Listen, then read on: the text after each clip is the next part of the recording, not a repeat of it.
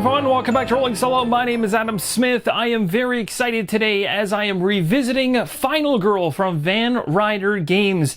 Now, in the past, when Final Girl went to crowdfunding, originally I was able to obtain the prototype and do a playthrough for all of you to help you make an informed decision as to whether Final Girl was a fit for you. Now, again, using all prototype components at the time, what's really exciting about what's going on right now is I'm doing a revision of my showcase using the final products for Final Girl. So this should be quite a boost in terms of the look and feel of this video, as well as giving you a great idea as to what you can expect to find if you join in the campaign coming in the very, very near future. It is landing on January 11th. There is a reprint for Final Girl, another wave of content coming for this one. These are all feature films from the original campaign you can see here in front of you at the core box in the top left, giving you a number of different Final Girls to choose from, plus different locations, different killers, and you can mix and match them however you want, which is pretty awesome.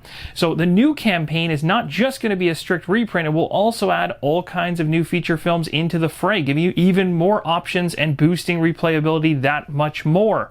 Now, it's worth mentioning, recently I released 2 top 20 videos. One of them was the community-based one, and one was my own personal list. Final Girl landed in the 3rd position from the community and the 4th position on my personal list. So this is a top 5 game and in arguments for Game of the Year for 2021. So without further ado, inside of this showcase, well, obviously, as most of you are used to it, we'll go through a solo setup video here in this video, and then on the launch of the Kickstarter itself, we're going to go through the part number 1 of the playthrough, and then the finale will come afterwards. It's also worth mentioning we are not going to be doing the exact same Final Girl killer and location from the last playthrough.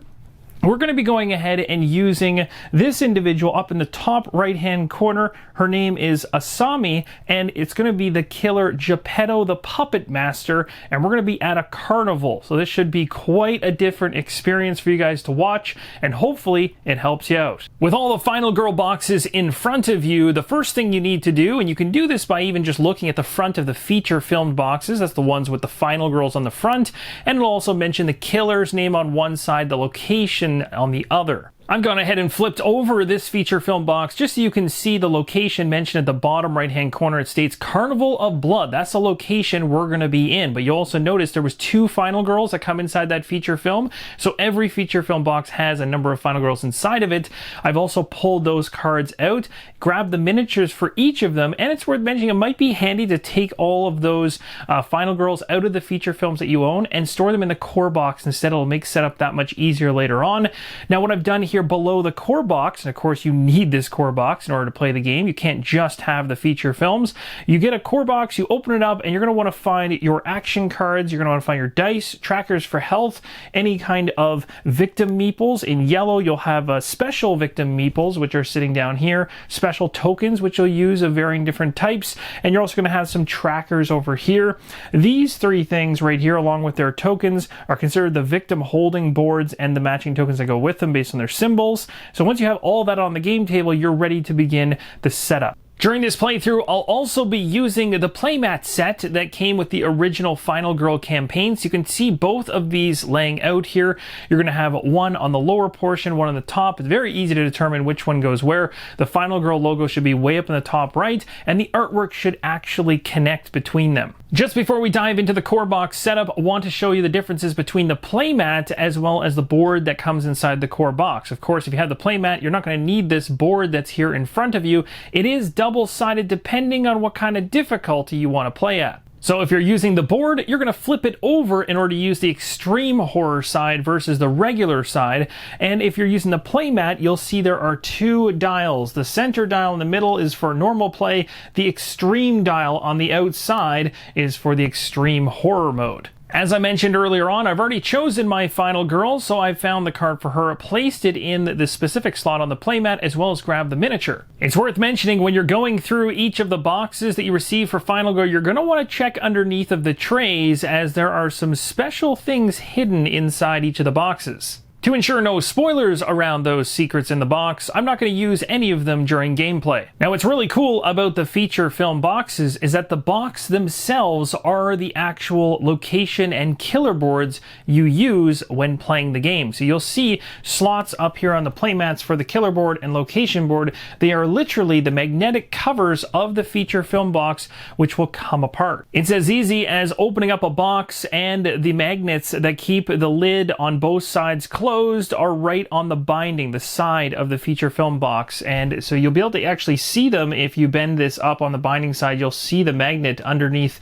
the actual cardboard itself here. But you're going to take this board, this is the actual killer board, and you're going to slot it up in the killer position. And just like that, you have your killer situated and your location set. Grab the 6 custom dice that come from the core box, and you can just place them on the playmat or somewhere nearby. Next, let's set up our action cards. Now find the action deck that's inside the core box. Take a look through those cards to find the 6 cards that have the hourglass symbol in gold or yellow with a 0 action cost beside them. That will make up your hand to start the game. The rest of the action cards will be used to build the action tableau. The action tableau is laid out per the different types of cards, so there might be just one of a specific type, 2 or more in other slots. And the 0 cost cards that will be part of my starting hand I've just placed in the bottom left hand corner. The final thing that needs to be organized from your core box is going to be all the additional components that will be used during gameplay. Things like victim meeples. You're also going to see heart tokens for damage, trackers, and other cardboard tokens inside the box. So just organize those. I'm using game trays. These game trays do not come as part of Final Girl. And then place the 3 victim holding boards and the 3 matching tokens in their available slots. With those now set up, we can shift from the core box setup to the feature film box setup. Now, of course, we've already taken the front and back cover off the feature film box, which make up the killer board and the location board. You can see at the top of the screen there. But now we're reaching for the finale cards for the killer. And those are the cards on the back side that have a picture of the top half of the killer. So you can see in this case for Geppetto, we have 3. And then the lower half of the killer, in this case, has 4 cards. Those are dark power cards. We're going to shuffle both of these decks separately or independently, draw a card out of each of them, and of course, not looking at the back of them, and then place them up there on the killer board. With those cards now situated on the killer board, we're going to move to the next step, which is dealing with the terror cards that come with not only the killer, but also the location-specific terror cards. So as you can see, when you start mixing and matching killers and locations, the terror deck itself is going to change. So you're going to combine the terror deck for the Carnival of Blood on the right-hand side with the one for Geppetto the Killer. Once the 2 decks have been combined and shuffled, we're now going to go ahead and draw 10 terror cards, again without looking, to form the terror deck, which will be placed in that red shadowed area on the playmat. The 10 terror cards that have been drawn have made up a deck sitting in the terror deck slot, and the rest of the terror cards are just placed off to the side. Now we're moving on to the locations item deck, and the item deck is comprised of mostly items that have a black background. Some of them will have a red background, and those 3 are face up right now. Those are considered item traps.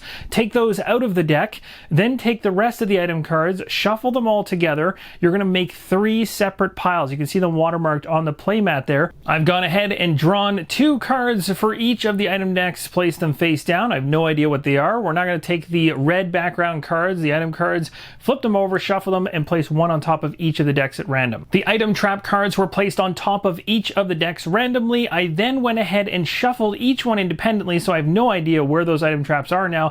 And then we go back to the item draw deck, and we're going to draw out another item on top of each of the 3 decks. An item card's been placed on top of each of the decks, and at this point we do not shuffle anymore. The rest of the item cards that you didn't use can go back to the feature film box. Next, find the setup pile of cards. In this case, there are 5 of them. Give them a good shuffle and then draw one, placing it in the green watermarked area of the playmat. This is going to give you your setup instructions for the location. Revealing the setup card, I got late for the show, and as you can see, my Final Girl icon is in the bottom right-hand corner of the Carnival of Blood. So that's where we'll be placing my miniature, or if you have the meeple, you'll be placing it there.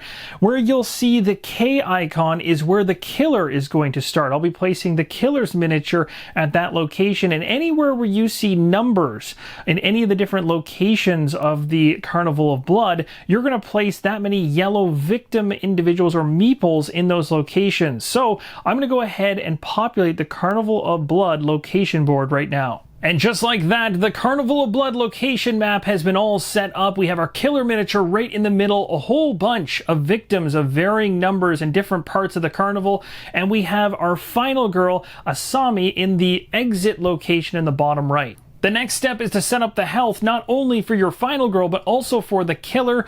You'll see the final girl's total health to start the game right in the top left hand corner of her player card, and for the killer you'll find it at the top left hand corner of his killer board. So way up there in the top left is 8 health for Geppetto and 5 health for Asami. The markers for both of these individuals have been placed. It's worth mentioning they are 1 less than they should be, and that's on purpose because at this point you're going to go to these black backed tokens that have a die and a +1 and a heart on them. You're going to make sure that they're all showing that side face up so that you don't see the other side. You're going to mix them all together, and then you're randomly going to take one and place it in the bottom left hand corner of the killer's board, and then one at random in the top left hand corner of the player board. The rest of the tokens that you don't use can just be placed back in the component storage or back in the box. Just make sure you don't look at the bottom side of them. On the killer board, you're going to see a bloodlust track. At the very bottom of it, place the bloodlust marker. With that in place, let's now place the time marker. It's easy to identify where the time marker should be placed, as you'll see on the arc of time on the outside of the dial here.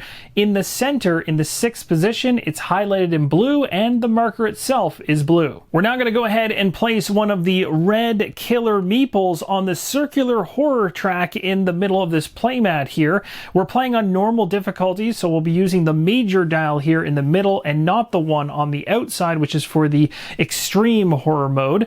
And we're going to place this meeple in a position numerically based on what's on the killer board. As you can see, way up in the top left hand corner, just above the health of the killer, is the horror rating that you start on for this killer. It is a 4 in this case. So that killer meeple goes in the 4th position. Last but certainly not least, we now need to shuffle the locations event card deck, which I've gone ahead and done. I've placed it in the area on the playmat where it should reside. You'll see event 1, 2, 3 down below, and at this point we're going to draw the top one off the deck and see what it changes for our setup. The event states clowns everywhere. During the upkeep phase, victims in the big top and any adjacent spaces panic. If they panic into a space with an enemy, they are killed immediately. The clowns everywhere event, as you can see, affects the big top, which is the carnival tent right in the middle. So if any victims are standing there in the upkeep phase or any of the 4 adjacent areas around it, there is going to be some serious pain coming their way.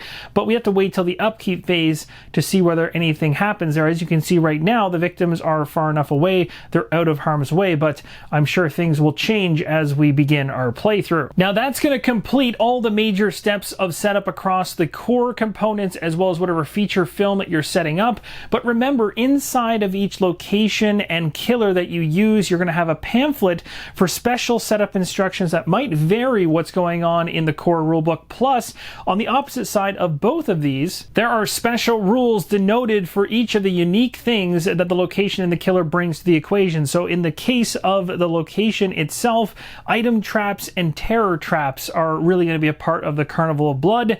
And then the other side of the equation, puppets are going to be of use to the killer Geppetto in this particular playthrough. Now, the one thing it does state to set up, which I haven't done yet, is the puppet card, and we'll place the puppet miniatures next to the killer board as well. This is the puppet card, which I'll go into in more detail when we run into the playthrough, but you'll see a ready area, an exhausted area, and some text down below. The setup instructions for us are quite simple. Place the puppet card next to the killer board, which we've just done, and then place all 3 puppet tokens, or in the case of having the miniature pack, which I do, I'll be placing the miniatures on the ready slot. And that's all we need to do. Going forward, I'll just be referencing the opposite side of this pamphlet that has the special rules as to how these puppets work, which you'll see in action in in a future video. Just a quick mention in terms of location, Carnival of Blood, I've already gone ahead and incorporated the special setup instructions when we were building our item deck. So this has already been covered, and that is going to conclude the setup. And that, my friends, is going to wrap up the solo setup for Final Girl from Van Ryder Games, landing again on crowdfunding for January 11th. Really hope you'll join me as we kick off the playthrough to see whether Asami can survive the Carnival of Blood with Geppetto at the wheel, along with all the puppets involved. Thank you guys so much for watching. Hope to see you in the next episode. And if you enjoyed what you've seen here and want to support me on Patreon, we would love to have you there. Thanks again, and as always, keep on rolling solo.